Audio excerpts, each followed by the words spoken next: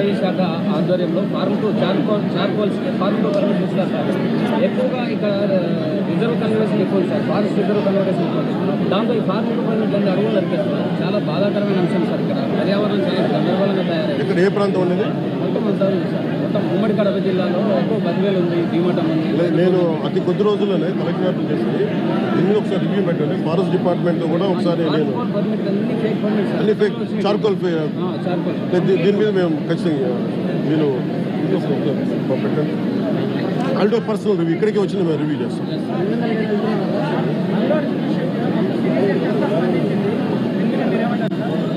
Relevant ఇక్కడ మనుషులు చచ్చిపోయి సినిమాల గురించి మాట్లాడారు. కొంచెం పెద్ద మనుషులు